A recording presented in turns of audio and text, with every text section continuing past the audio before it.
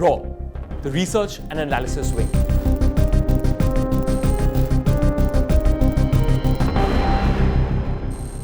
India's most secretive intelligence agency has fought the country's most dangerous enemies for over 50 years, from Pakistan in 1971 to the LTTE in Sri Lanka. But we don't talk about the role RAW has played in preserving India's national security and advancing its foreign policy. After a long period working in the shadows, RAW has now been dragged into the public spotlight. This is because of high-profile accusations about its operations in America, Canada, Australia, and Pakistan. On this episode of Threadbare, we'll walk you through these controversies, and then we'll get into the history of the Research and Analysis Wing.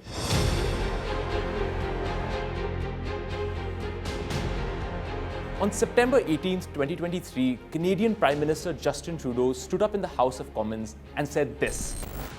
Over the past number of weeks, Canadian security agencies have been actively pursuing credible allegations of a potential link between agents of the government of India and the killing of a Canadian citizen, Hardeep Singh Nijjar. That was an explosive allegation, and it sparked a fiery response from the Indian government. One, we told the Canadians that this is not the government of India's policy. Two, we told the Canadians saying that, look, if you have something specific, if you have something relevant, let us know. Canada actually has seen a lot of organized crime, relating to, the secessionist forces, organized crime, violence, extremism. They're all very, very deeply mixed up. We have a situation where actually our diplomats are threatened, our consulates have been attacked, and often comments are made about, there's interference in our politics. But Trudeau's allegations woke the world up. Accusing India of carrying out a targeted assassination on Canadian soil was big news. Everybody had the same question on their minds. Was RAW involved? As India's primary external intelligence agency, RAW would have known about such an operation. Trudeau's allegations were followed up by another sensational revelation. American media houses reported that a RAW agent was trying to orchestrate the assassination of Gurpatwant Pannun, a US citizen who is a prominent pro-Khalistan figure. The US Justice Department released an indictment stating that this official was working with Nikhil Gupta, an Indian national living in America, to hire contract killers to assassinate Pannun. This plot was stopped, and Gupta was arrested in the Czech Republic. He's now likely to be extradited to America, where he will face charges in this murder-for-hire plot. Once again, India stated that foreign assassinations are not its policy. But RAW was in the picture again. American intelligence agencies reportedly believe that this whole plot had the direct approval of former RAW chief Samant Goyal. With all of this, we need to understand RAW, its history, and how it operates. So today, we're going to look at the story of RAW. Let's rewind to 1947. When India became independent, it inherited one intelligence agency, the Intelligence Bureau, from the British Raj. For around 2 decades, the IB built itself from the ground up, with support from America and Britain. The IB handled both domestic and foreign intelligence operations for the country. But the agency proved unable to handle both responsibilities well, leading to some major intelligence failures. Let's understand some of them. The first failure was during the 1962 India-China War, when the IB failed to properly assess China's military intentions before the conflict. Bad intelligence was considered a big reason for India's eventual defeat at the hands of Chinese forces. Second, the Intelligence Bureau also failed to predict a Pakistani attack on the eve of the 1965 India-Pakistan War. When Pakistan's attack did come, it caught India off guard.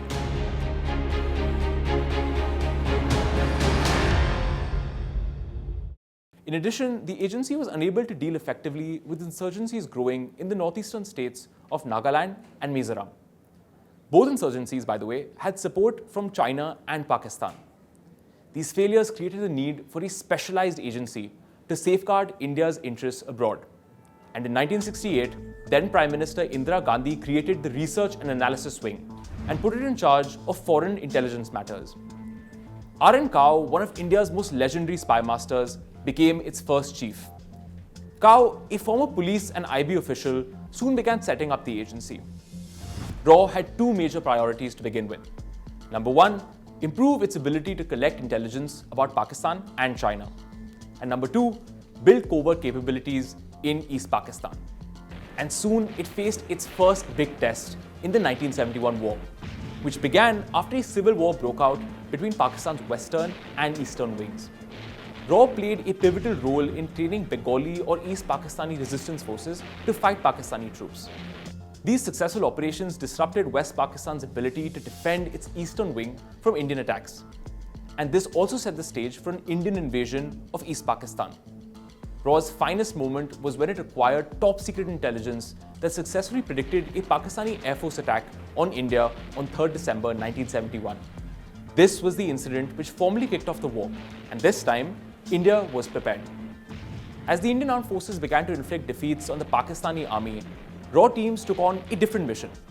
They launched raids against Naga and Mizo militant groups, which used areas like the Chittagong hill tracts in East Pakistan as a base to run their insurgencies against India. The raids by RAW destroyed the bases of these Naga and Mizo militants, and the military defeat of Pakistan and the creation of Bangladesh further cut down support for these groups. Former senior RAW officer B. Raman says that these actions convinced many fighters in these militant groups that armed resistance against India was futile. RAW's success eventually allowed India to negotiate peaceful political solutions in both Nagaland and Mizoram. So the war ended with a total Indian military victory over Pakistan. And this victory owed much to RAW's operations both before and during the war. So the 1971 war cemented the agency's reputation. It followed up this success with another, this time in 1975 in Sikkim. For decades, Sikkim had been a protectorate of India, ruled by a hereditary king known as the Chogyal. In the 1970s, Sikkim faced major political instability as the Chogyal entered a showdown with pro-democratic parties. While the Chogyal wanted to protect his authority, pro-democracy forces wanted to reduce his power and get closer to India. At the same time, the Chogyal wanted more independence from India, of the kind that Bhutan enjoyed. Worried by this, Indira Gandhi ordered RAW chief R.N. Kao to do something about Sikkim. So what did they do? Starting in 1972, RAW officials started working with pro-democracy parties like the Sikkim Congress to create public pressure on the Chogyal. They capitalized on public anger over economic inequality and the Chogyal's monarchical rule. And this forced him to agree to major political reforms that reduced his power. But that wasn't the end of it. In 1975, a referendum was held in Sikkim, and the people voted overwhelmingly to join the Indian Republic. Sikkim became India's 22nd state on May 16, 1975, and RAW notched up another big victory. But that successful run did not last forever. The 1970s were filled with challenges for the agency. The Khalistan movement began among Sikhs abroad, with suspected support from Pakistan's ISI and America's CIA. And in 1975, RAW was surprised when a military coup toppled and killed Sheikh Mujibur Rahman in Bangladesh. Sheikh Mujib had been India's ally during the 1971 war, and India's victory made him Bangladesh's first democratic leader. In the years after 1971, there was increasing discontent within Bangladesh against Mujib's government. But when the military coup came, RAW and India's foreign ministry had failed to see it coming. And this had negative consequences for India, as the new Bangladeshi government was highly suspicious of India's influence in the subcontinent. And so, New Delhi's relationship with Bangladesh became rocky and difficult. It stayed that way for decades. RAW also began facing major challenges at home. Prime Minister Indira Gandhi declared the emergency and suspended many civil liberties in India. Given the closeness of RAW and its chief R.N. Kao to Prime Minister Gandhi, the agency was politically tainted by the emergency. Opposition leaders and many in the general public believed that the agency was helping enforce the emergency and persecuting opposition leaders. The agency was even called India's KGB by some of its critics. So once the emergency ended, RAW began to suffer. In the 1977 general elections, Indira Gandhi was replaced by Morarji Desai as India's Prime Minister. Desai was suspicious of RAW's power and began to cut it down to size. Kao was forced to step down as the agency's chief, and the organization's budget and its capabilities were slashed. This pressure at home was made worse by international developments. In 1979, the Soviet Union invaded Afghanistan, which is a close Indian partner. RAW and other segments of the Indian government were caught by surprise. To make matters worse, America's Central Intelligence Agency and Pakistan's Inter-Services Intelligence became involved in Afghanistan. The two agencies began funding Mujahideen fighters to take down the Soviet-backed Afghan government in Kabul. RAW in turn worked closely with Soviet Russia's KGB and Afghan's Khad intelligence agencies to track the ISI's activities. That leads us into the 1980s, which presented two major security crises for RAW. The first was the Khalistan crisis. Through the early 1980s, pro-Khalistan terrorists carried out airplane hijackings, including the infamous 1981 Indian Airlines hijacking. Many of these were carried out with the support of Pakistan's ISI. RAW played a key role in countering these Khalistani groups and also had a controversial role in executing Operation Blue Star in 1984.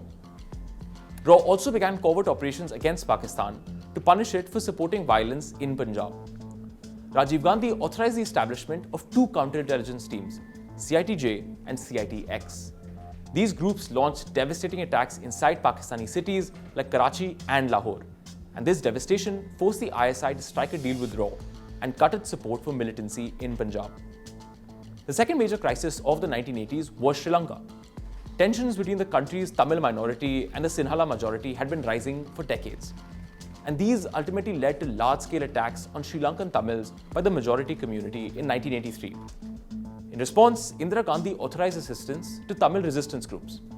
And so RAW began training outfits like the Liberation Tigers Tamil Eelam, or LTTE, to resist persecution by Sri Lanka's government. But this policy would end in tragedy. India's involvement in Sri Lanka led to the tragic IPKF military mission in 1987. Thousands of Indian troops were killed as India tried to ensure peace in Sri Lanka. The LTTE, which had been trained by India, turned against it and began fighting Indian troops. Sri Lanka became a country riven by war, and India was caught right in the middle.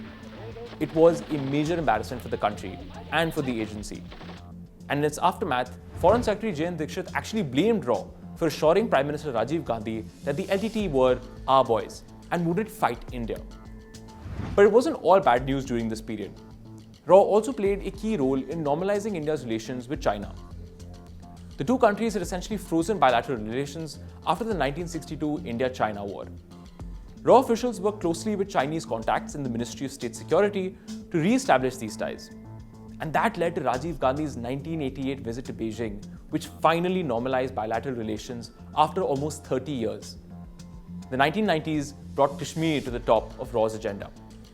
ISI support had led Islamist groups in the state to launch a series of large terror campaigns against India.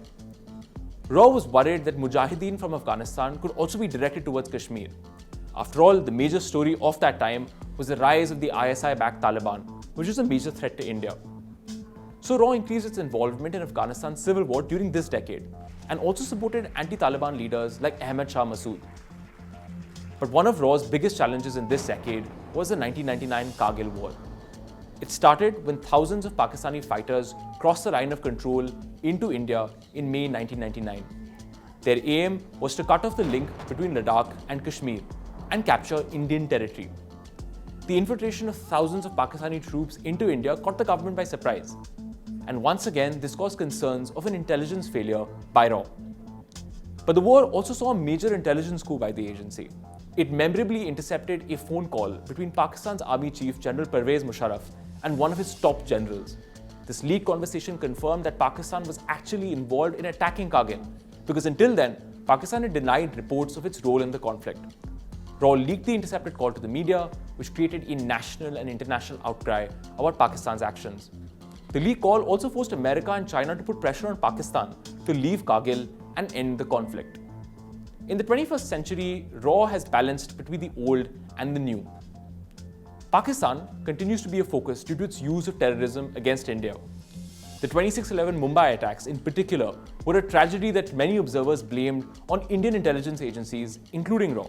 China continues to be a focus for RAW, especially after the Galwan Valley clashes in 2020.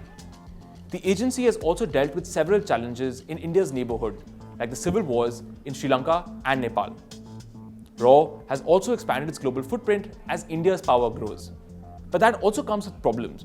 We started this episode talking about the increasing questions about RAW's global operations. A sitting prime minister has accused it of carrying out an assassination. America, one of India's most important partners, believes that RAW tried to kill a US citizen on American soil. Australia recently expelled RAW agents for trying to steal sensitive defense and economic information.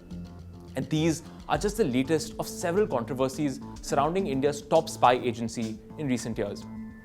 And these public accusations are undoubtedly uncomfortable for this secretive spy agency. In sum, RAW has had its share of brilliant successes and tragic failures. Its role in preserving India's national security and advancing its foreign policy has been crucial since 1968. As India's global stature rises, that role has never been more important. Managing the increased global spotlight while operating in the shadows will be RAW's defining challenge in the future. Thanks for watching Threadbare with me, Shashank Mattu. Stay tuned for more on India Today Global.